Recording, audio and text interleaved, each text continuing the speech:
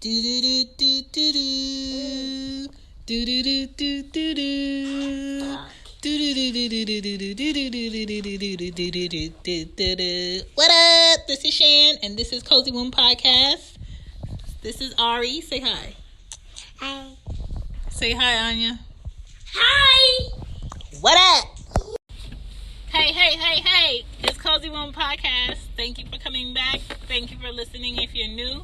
My name is Shan, and this is where we talk about parenting, surviving your kids, pregnancy, and if you're not a parent yet, this is good prep, okay? This is episode 53, and the question on the table is it better to have an inconsistent parent or just one parent? Being that I'm a parent of two, I feel like I am qualified to answer this because both of their fathers are different and shitty in different ways. And one is like consistent with some things and one is just inconsistent. And I'm just going to discuss it. Alright. Okay, so is it better to have an inconsistent parent or just one parent? So, let's focus on my 4-year-old right now. Alright, so I have a 4-year-old daughter, and her father, while I was pregnant, I left New York, and I was like, you know what, there's no way I'm about to be in New York, pregnant and trying to find like a job so I can like provide for this kid right now. It doesn't make sense if I don't find a job by X, Y, and Z before I really get big. Then I'm dipping and I'm going to Florida where my mom lived, and just be around her because it was my first kid. I didn't know nothing about pregnancy, and at least I'll be somewhere comfortable and I can just work off my unemployment. I mean, not work, but live off my unemployment and prepare for her off my unemployment when I was working in New York. Because Anya's dad was like young-minded, he wanted to have the whole, oh, we're having a baby, oh, you're going to be hanging around, oh, we're going to be going to appointments, and everything's going to magically take care of itself. No, you're in school, you're in college. I'm done with college. I've worked like sometimes 3 jobs at a time for the last, 5.5 years to 6 years. I can go ahead and like chill off of that and have this kid. If you don't find a good job to where you can make this work and prepare for this kid, then there's no reason in me being here. So he was pissed that I did, but I had to do it because it made more sense. Florida, I had, free healthcare, everything, and my mom was there, and I was comfortable. So here I am, pregnant, preparing for this kid, buying stuff, for Anya, my friend, buying things. He didn't buy not one thing for our kid while I was pregnant. After I had her, he did not come to Florida for her birth. My mom was there. My mom cut the umbilical cord. Did I send him a picture of Anya after I had her? Hell no. Because the first time you see your child is not going to be through photos like you just like a friend, like an outsider, like you didn't have any parts of this kid. So I was like, no, I'm not sending it. So November, December, I want to say he didn't see Anya until close to Christmas. He physically, I left Florida and I went to Atlanta. I was staying with a friend, so I was looking for work. My mom was there with me because she didn't want to be in Florida anymore. And she wanted to help me with my daughter, so hold on. When I tell you Atlanta be lit in the morning, Atlanta be lit. So, she didn't want to be in Florida, so she was helping me out in Atlanta, and I appreciate it. So he came to Atlanta, saw her for the first time empty-handed.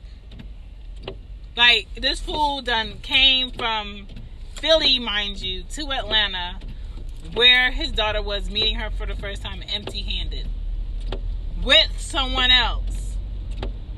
I'm just like, my G, But I swallowed, everything I wanted to, say to him. I didn't cuss him out at the time, and I just let him have his moment and see her. And then, like, I want to say after an hour, I'm just like, so you came empty-handed. You don't have no diapers. You don't have no food. You just really just came to look at her. Man, this happened. I did have stuff for her, but when I was coming down here, I lost my luggage. So you don't have nothing right now that you can provide for your kid except your eyeballs and your hands right now. A newborn. Nothing. So I want to say I gave him 3 solid months after Anya was born to be like consistent in getting diapers, consistent in getting food, consistent in seeing her, and everything was inconsistent. You know what I'm not about to do? I'm not about to be my mother in that way. So my mother had five of us, 4 of my brothers and me being her only girl and the last. And my 3 older brothers, their fathers were never supportive, but they primarily grew up in Jamaica. My youngest brother, he grew up here in the U.S. My mom was with his father, not married, but I don't know, that just didn't work. He was a truck driver, and it just didn't work. So did he like help her financially with him? I didn't see it being consistent growing up. I know at one time when he was like 11 or 12 and he was getting out of hand, she did call him from Florida when we lived in Maryland, and she told his dad he needed to come get him. But other than that, I didn't see that being consistent. And then she married my father, and she left him when we were 8. And sorry, I'm just giving you the backtrack on why I think how I think. And when she left, my mom never, took him for child support, never asked him for help until I was like, I want to say 14. I said, you know what? When we left, we were living in shelters. There was like 2 months where me and my youngest brother was in foster care because my family ain't shit. And she got sick and she was in the hospital, and nobody came to the hospital to pick us up. And we were in foster care for about 2 months. And when we got out, she lived in a shelter with us. She got on Section 8. She got an apartment. From that apartment, we moved to Florida from Maryland, and she got another apartment. She worked. Mind you, my mother takes about 13 pills a day, every day since she's been 9. And she's always been sickly, but she worked for us. And, eventually she got a house in Florida, and that's where where I lived until I was, 15 or so, or 16, and I was like, I had enough. I don't want to be here. But I had to say to her, you know what? You're struggling. You need help. And my father was living in Philly. I had a relationship with my father up until 8. I went to visit him off and on between 10 and 13. And I was like, he needs to help you. But I had, as a child of hers, had to be the one to be like, yo, you need help. He needs to help you. So I remember when I was 12, this fool took me to a DNA testing place behind my mom's back. Had my mouth swabbed, had his mouth swabbed, to make sure I was his kid. He knew that I was his kid. He was just being a dick to a certain extent to make sure that everything was legit before he gave me any type of financial help. Because my father looked at helping me and providing for me as an obligation to him. It wasn't coming from love. It was because, I'm obligated to do something, so let me make sure, this shit legit. So after it came back 99.9%, like, This is yours. I am yours. I got your nasty ass, stubborn ass attitude. I'll cut throats if I need to. Type attitude if I need to. We related. He went down to the Social Security office, and I was getting his part of his Social Security because he didn't want to be on back child support with my mom, and my mom wasn't pushy about that shit, which I feel like she should have been, because that would have helped her and also helped myself.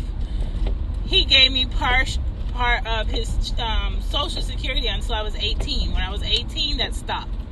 He didn't help me with nothing. He wasn't calling me like consistently. I wasn't seeing him consistently because at 15, in my mind, he already died as a parent to me, because he was looking at me as like a bill and wasn't looking at me in a way of building a relationship. And I was like, fuck it, like, fuck you.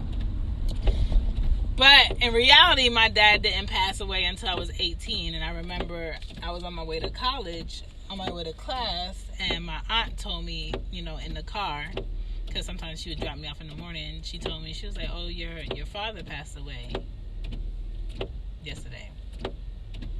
And I felt nothing. You know what I'm saying? Instantly, I felt nothing. I said, oh. And she was like, the funeral is such and such. Grandpa called and he asked if you were going. I said, no, I'm not going. Like, what? I'm not going. Like, for somebody who was here, had breath in their body, and really didn't give a fuck about a relationship with me and looked at me as an obligation, like, I'm not going. So, I feel like, because it was possible with my mother to be that one parent, being consistent, and being a child and knowing I had another parent that could have been consistent and could have provided and didn't, I feel like hurt me more than if I did not know anything about him. And now, fast forward to me having a 4-year-old and her father being inconsistent when, after she was 3 months, I, filed for child support. My mom didn't want me to do it. I'm just like, what? There's no way I'm letting a man who was cool with making a kid, when I told him, I said, you can be involved 100% and be around, but you're not about to be, 1 foot in, 1 foot out of, me and this kid. I told him that when I showed him that piss stick. So you have a good amount of time to prepare, for this kid, and he wasn't, and he didn't. He just felt like, oh, I was gonna figure it out. Oh, I figured it out. I put him on child support, and he went to the child support court, and they asked him, do you want a paternity test? And he said, no, I know she mine. So they was like, okay. Finally, they was like, all right, you need to pay $264 every month. People, $264 ain't shit when you got a newborn, but it's something. You need to pay $264 every month until she's 3 years old, or until your income increases and the mother wants to take you to court for more. This man said, cool. Now, ask me, with Anya being 4 years old, have I ever gotten a child support payment from Anya's father? No. Never. So right now, Anya's father's child support is about almost $13,000. Anya's father right now is probably in Philly or Delaware, sleeping, eating, shitting, hanging out at a bar whenever he feels like it, with some friend or some relative, family member that's feeling sorry for his ass for whatever reason, or enabling him. And what baffles me about Anya's father is he has friends, quote unquote, Because I don't believe that you can be a great friend knowing that your friend has a child that he doesn't take care of. But that's a whole nother topic. He has friends that sometimes he will come to Atlanta with in the past, and they have kids. And they will bring like their whole family with them when they come to Atlanta. Like, they're taking care of their family and their kids. But you know you got a friend that's hella inconsistent and doesn't take care of his child, and you're cool with that. And I don't understand how you can be a good friend being cool with having a man around not doing what he's supposed to do for his kid. So I'm just like, dog, like, what's going on? Like, what are you missing that you need to do? Anya's father has never been around for a birthday for Anya. She'll be 5 in November. Never been around for a birthday. Has never sent a gift. Mind you, their birthdays are 3 days apart. Never sent a Christmas gift. Never been around for a Christmas. His side of the family has never sent anything for Anya. Don't call me. Don't ask for Anya. Don't email me. Don't hit me up. But when you go to his Facebook page, he loves to like find a way to go on my family's page or my friend's page or somewhere on the internet and find a picture of Anya and post it up and be like, my baby girl, or my angel, oh, my Anya. And when I tell you, he would have 52 to 100 and something likes and comments under that shit. And everybody knows that this man, okay, scratch that. This male is no way, shape, or form involved in his child's life to a healthy emotional, physical, mental value. But you over here commenting under this beautiful, this intelligent child's picture, because she is beautiful, she is intelligent, but you don't, as me personally, I don't know how he could look at our kid and know that he had nothing to do with how beautiful she is, how happy she is, how smart she is, the fact that she has on clean clothes, the fact that, you know, I'm a male and I'm fully comfortable not knowing the health of my child. I'm fully comfortable not knowing if my child ate today. I'm fully comfortable not knowing where my child is today and who's taking care of her today. Like, he's so comfortable in his mind frame of not knowing that shit that blows my mind. But, you know, we choose the people we choose, and we have children with the people we think we know. And sometimes when you have kids with certain people, it either pushes them to be better people, or it pulls them back to look at it like a challenge, and they're gonna lose and they don't try. And I think when he sees Anya, he looks at Anya as a challenge, and he doesn't try at all. But when it comes close to like his birthday, or when it comes close to like Thanksgiving or like summertime, and he needs a new photo for Christmas, he'll like email me, because I told him the only way you can talk to me is through email, because talking to him is like a brick wall, and I don't have those times for petty text messages going back and forth, and I don't have no time for somebody calling me 13 times in a row back and forth, where I already told you my answer for something and you're still calling like a kid. I don't have time for that, so just email me. So right now, the fact that I've moved, he doesn't know where I live right now, the fact that I have a new number and he can only primarily email me, I'm loving it, because there's nothing he's changing. There's nothing that he's trying to try new this year compared to what he's done in the past years. He's falling short. He's still falling short. And I've told him all the things he can do to be a better father. But at the same time, I'm not a man. And at the same time, it got to a point where I was like, you know what, dude? You need a male mentor who is a great father that can tell you how you can become half of who he is. And I would even take half of a good father compared to what he is. You know what I'm saying? A quarter of a good father compared to what he is, because you don't do anything. You don't provide anything emotionally. You don't provide anything mentally for her, and you don't provide anything financially or physically for her. And the worst thing about being a daughter, being a child in a society where the world really doesn't love brown kids, is having a parent that's able, walking, talking, eating, shitting, and chilling in the world, and not providing anything for you.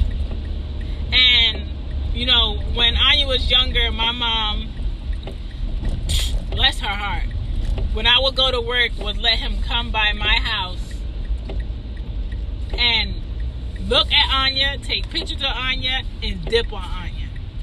You're not providing anything. You're not leaving anything for her. You're not doing anything for her. But you got a new photo to post up on Facebook or Twitter with Anya to look like you're doing something for her, and you're not.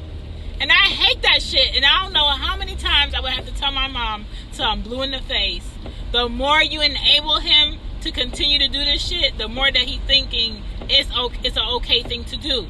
So me and my mom will get into like small arguments about how she goes about letting him do certain things, to the point where I was like, yo, this is how I'm raising my kids. If you don't like it, move around. If you're cool with how I'm raising my kids and you want to go ahead and do it how I would like it to be done, stay. My mother moved around. Bless her heart, I love her, but she had to move around because that conflict of her having him pop up at my house and not do shit for my daughter, and her have to question me about, where is he? He said this. Am I getting that? And I have to do it. I got tired of that shit. And as a good parent, as a parent that's doing everything, making a comfortable home, making sure she's safe, she's smart, everything like that, and having a inconsistent parent that could just pop in when he wants to and take a picture and dip. Dog, hell no. Hell no.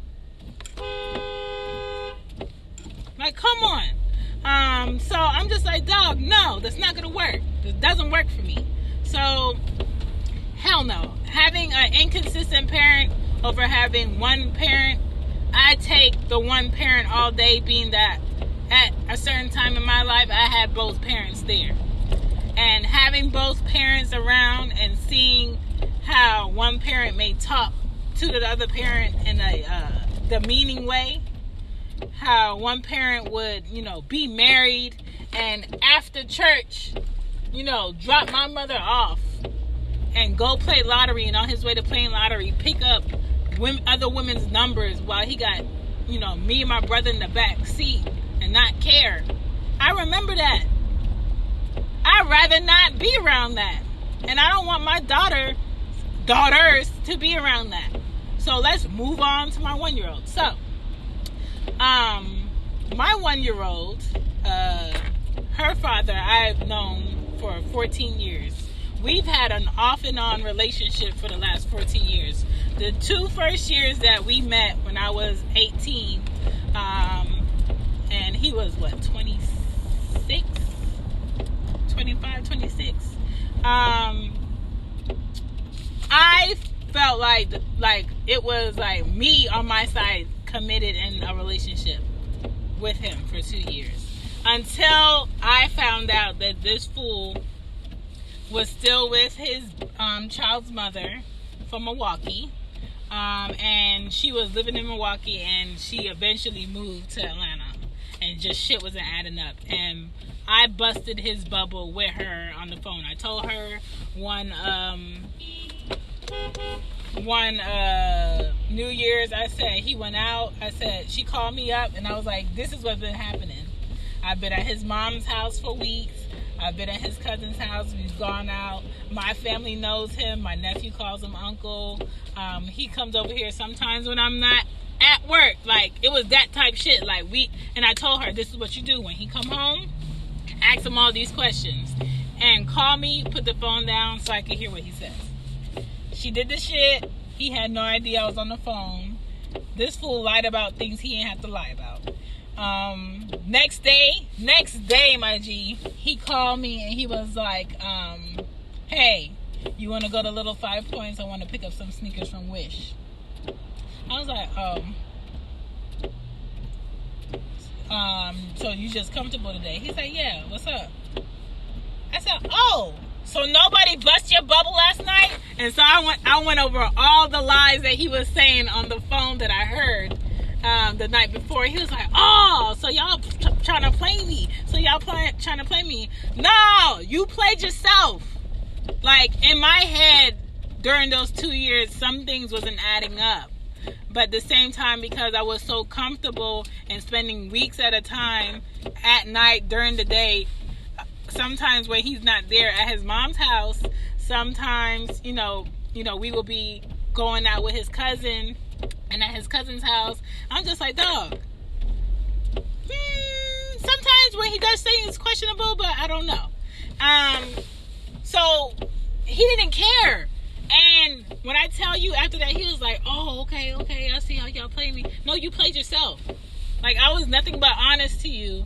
And I have to say, for me, that was like my first heartbreak. Of like fully being open to somebody and just like a smack in the face. That was like my first initial thing. And it was shitty. And that whole day after he knew that, you know, we both grouped up and we did what we did, he was holding on to her phone all day. He was calling me from her phone. I was like, hey, call me again. I'm going to call back until your girlfriend gets her phone, and I'm going to tell her that you're calling me, so stop calling me. He was emailing me. And, you know, fast forward to now, 14 years later, you know, after that, I didn't treat him like we were in a relationship, but at the same time, I personally don't believe in dealing with multiple people at the same time. So being that I haven't been in a, you know, committed relationship in the last 4 years, whenever I did want to do anything relationship-like, or go out, or hang out, or have somebody around me, or screw, it was him. And fast forward now, he lives, you know, here in Atlanta. His girlfriend still, for the last 2 decades, is sitting there like a stupid duck in his house while he's outside his house living single. And, you know, we have a 1-year-old now. And I love her. She's a whole nut. I love her. And the whole time I was pregnant, his girlfriend and him were trying to convince me to have an abortion, which I'm just like, dog, I'm not doing that. Like I told you from when I was 18, consistently, if that ever did come up, I'm not having an abortion. So we have a kid. He's hating dealing with it. His ego got into the way a few months ago. He put his hands on me, and that was it for any type of relationship. So now I just deal with him through the courts, and he has some charges right now that are in effect, and we have court dates on how we deal with Ari, and he has selected days. So he, a part-time father, he doesn't pay any child support right now because the court's not forcing him to, and he's not willingly helping me with Ari, so I'm doing everything myself for my 1-year-old also. He sees her Wednesdays at 5 till Fridays at 5, and we have to meet at a police station, which is what the judge says, and that's what I do. And that's, you know, that small window that he has of having any type of relationship with his daughter. And I wish to God that I can somehow be a partial part-time parent and be able to take care of a 1-year-old only 2 days out of the week. Like, that would be comfortable. But the reality is, I have her every other time. I'm paying a daycare, provider to keep her while I work. I have her on the weekends, and he's not helping me with anything. And he cannot call me. He cannot come to my house. He does not have my phone number. I told him the only way he can contact me, and the judge told him the only way that he can contact me is for emergencies and regarding visitation through email. Everything has to be a paper trail right now. And that's how our, whatever you want to call this, parenting, co-parenting is right now. And it's so crazy to feel like you've known someone for the last, 14 years and you don't know them. Like, never in those 14 years has he ever, like, hit me, when I was, like, not deserving of it. Never. And to have someone that feels like your closest friend, that knows everything about you in life and knows your family, and you felt like you would trust them with your child, it's shitty. It's shitty, but at the same time, do I miss him? No, because what he did trumps anything good that he's ever done for me. Unfortunately, am I mad? No, I'm not mad. Am I disappointed? Yes. Does it suck? Hell yeah. And I kind of feel more bad for our daughter because I have to tell her the truth later on why me and her father aren't, close. Why me and her father did not work. Why me and her father just don't talk, can't be in the same room, won't have a birthday with her together. Like, when I tell you I want no type of relationship with this person, I want nothing to do with him. Like, the only way I will have something to do with him is if a judge says, hey, you have to be in this vicinity with this person at this time. Hey, at 5 o'clock Wednesday, you have to pass off your kid to this person. At Friday, this person has to pass off your kid together to you. And that's basically what it is, because when I go meet him to drop off Ari, it's basically that. He's not allowed to speak to me. Nothing. I don't even make eye contact with this person no more. Like, I don't even know what this man's face looks like in the past 4 to 5 months. And I don't want to. Like, that's what it is right now. And we just basically pass off a physical human being, and we move about in our life. And it sucks to go from being really close to somebody to not feeling nothing, just nothing. But that's what it is. And all day for me, having him as inconsistent as he is, he's consistent on the days that he's supposed to be there. But the fact that she's going to have a part-time father like that, and, this restraining order that I have in place with him where it has to be like this is for a year. It's unfortunate, but this is what it's going to be. And right now, I feel like after this year, when this restraining order is not in place, I feel like just for preventative reasons, I'm just going to keep it. I'm going to keep, like, maybe we'll switch up the days, but I don't want him ever calling me. I don't want him ever at my house. I don't want him, ever hanging out with me anywhere. As far as the joys with our kid, sharing joys with our kid, I don't want to share any joys with him. I'm good. I don't feel like he's deserving of anything from me in any form of fashion in that way. So, yeah, this is what it is. And I feel like because Aria knows her father and he was there at the labor, he was there before I had her. He was coming to my house and, bringing me Reese's and my ice and whatever he could. And he was spending time while I was pregnant, even though, like, all the shit was going on and he was depressed. And we were just dealing with that. And my 4-year-old, she knows him as, like, that father figure, and now it's like nothing. And sometimes she'll question me about it, and I have to tell her to stop talking about it, or I have to tell her, like, because of his behavior, he can't be around. It sucks. But at the same time, I have to do what's healthy for my girls.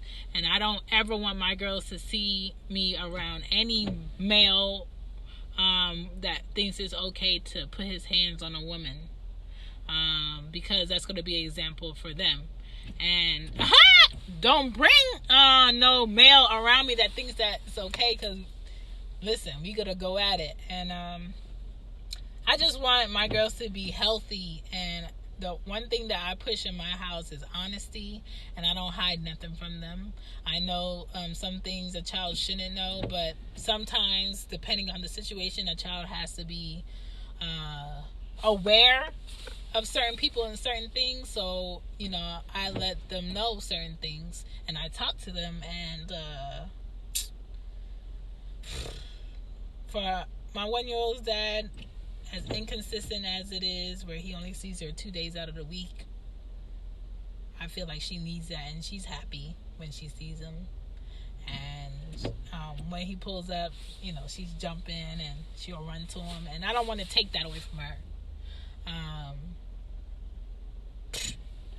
One thing he's a good father, but that's about it. Everything else about him is shitty, spiteful, full of ego, always looking out, for himself in a selfish way. So that's the only thing he can do, is be a good father to the kid that we share, and that's the only thing I'm concerned about. So on that side, having a parent like that, that's going to work, for right now. As she gets older, and like birthdays and events and things she would like to have both parents at, put me on one side of the room and have them on the other side of the room. And that's just how it's going to be, because I don't see us ever, like, having dinner together. I don't see us ever, like, being at a birthday together. I don't see us ever being able to sit and be in the same room together and be face to face ever. And I don't look to mend that shit, because he doesn't deserve it. But inconsistent parent over one consistent parent, I personally will pick one consistent parent all day, because that one consistent parent could make sure that child grows up secure about themselves, has a great personality, has everything that they need. Is it going to be harder? Yes. But at the same time, I can develop my own relationship with a great man and have my own values that I put into my girls. And maybe someone could be like the best father to them that's not their biological father. Like, that's an option right now. And as a woman, as a parent, I have to be able to provide that in some way to my girls, because they deserve it. So over an inconsistent parent and one parent, I'd pick one parent. Either way, are they going to have some emotional, mental needs as far as like what they're missing from another parent? Yeah. But as long as it's honestly discussed and honestly dealt with, and I am so for therapy, because I have a great therapist, I feel like that can be handled. And that's not something that's impossible. So, people, if you're a parent, if you're not a parent yet, there's no real way to fully know a person completely. Everybody always keeps something hidden. And sometimes those are good things, sometimes those are very negative things, and sometimes, ego will bring that out. And there's no fully good way to prepare for a child all the way. And there's no fully good way to know if this man or this woman is going to be a great mother until they're like in that shit. And no matter if it's good or bad on if they're a good mother or a good father, you're still supposed to be the best parent you're supposed to be for that kid, because they deserve it and they didn't ask to be here. So I'm picking one parent over an inconsistent parent being in and out of a child's life any day. Any day. Because I am the product of having two parents in the household and it being negativity and chaos, and I'm a product of having one parent grind and struggle it out. And because my mom did everything she was supposed to do and was so caring and so loving, I feel like I've become a great parent for my kids. And I hope people listening become great parents for their kids, no matter how your parents were. You are not your parent, but take the great things about your parents and be better. And if your parents were both shitty and did shitty things, be the opposite. Be an example that they should have had. But you never have to feel like, oh, my parents were this, so I'm not going to be this. No, that's a choice. That's an option. And be careful on what you choose. My name is Sharon. I'm out. Doses.